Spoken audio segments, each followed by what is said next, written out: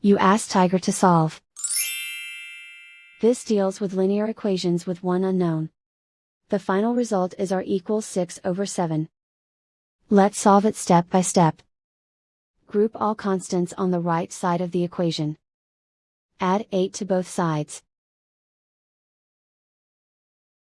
Simplify the arithmetic.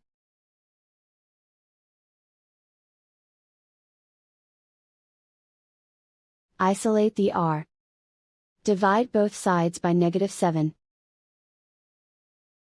Cancel out the negatives. Simplify the fraction.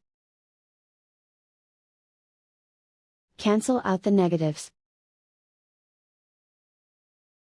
And so the final result is r equals 6/7.